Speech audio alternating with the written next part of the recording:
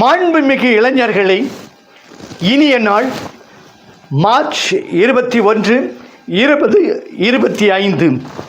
ஊக்கமூட்டும் வாழ்வின் விதி 80. சமூக விதிகள் 1. எடை போடாதீர். எனக்கு ஒரு நண்பன் உண்டு. நெருக்கம் அதிகமில்லை, பழக்கமானவன், எல்லோரையும் போன்றவன். கம்ப்யூட்டர் தொழில் செய்கிறான். அவனுக்கு ஒரு குடும்பம் உள்ளது. இயல்பானவன், ஒழுங்கானவன். 9 மணியிலிருந்து 5 மணி வரை பணிபுரியவன். நேர்மையானவன்.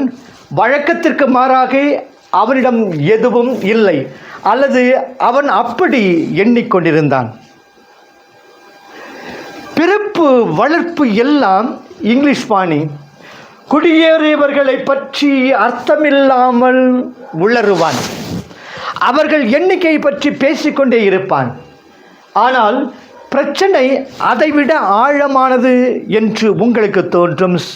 சமீபத்தில் தான் தத்தெடுக்கப்பட்ட விஷயத்தை தெரிந்து கொண்டான். அதில் தவறேதுமில்லை. நம்மில் பலர் அப்படித்தான். ஆனால் அது அவனை தன் குடும்ப வேரை தேட வைத்தது. ஆகா, நீங்கள் ஊகித்து விட்டீர்கள் அல்லவா? அவன் தகப்பனார் வெளிநாட்டுக்காரர். இது அவனுடைய வார்த்தை, என்னுடையது அல்ல. அவனை பார்த்தால் அது உங்களுக்கு தெரியாது. அவன் நினைத்தது போல் அல்லாமல் அவன் பாதி இங்கிலீஷ்காரன் மட்டுமே சுவராசியமாக இருக்கிறது இல்லையா? யாருடைய வரலாற்றை எடுத்து பார்த்தாலும் வெவ்வேறு சாதிகள், வெவ்வேறு இன மக்களுடைய வெவ்வேறான பகுதிகள் இணைந்திருப்பது தெரியும். நம்மில் யாருமே தூய்மையானவர் கிடையாது.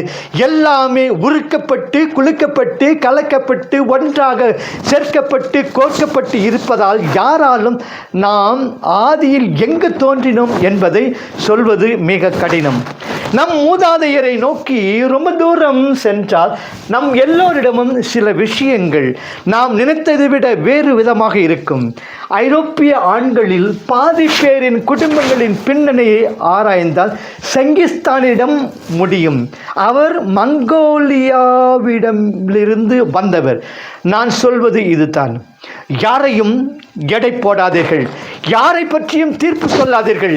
ஏனெனில் நாம் எல்லோரும் மனித பிறவிகள். எல்லோருமே ஒரே குட்டையில் ஊறிய மட்டைகள்.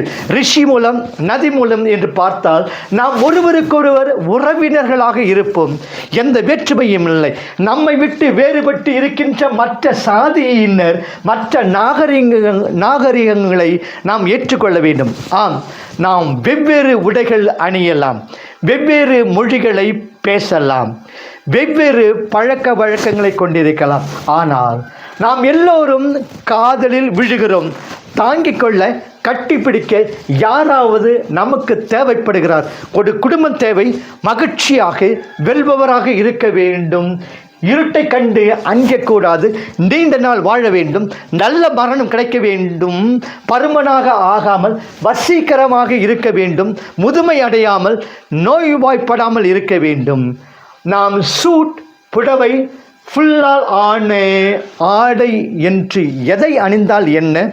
அடிப்படையில் நாம் எல்லோருமே வலித்தால் அழுகிறோம், மகிழ்ந்தால் சிரிக்கிறோம், பசித்தால் வயிறு உருமுகிறது இல்லையா? நாம் பூசிக்கொண்டிருக்கும் மேல் பூச்சை துடைக்க ஒரு வினாடி போதும். அதன் பிறகு நாம் எல்லோரும் ஒரே மாதிரியானவர்கள், அழகானவர்கள், மனித பண்பு மிக்கவர்கள். நாளை சந்திப்போம். வாழ்க வளமுடன்.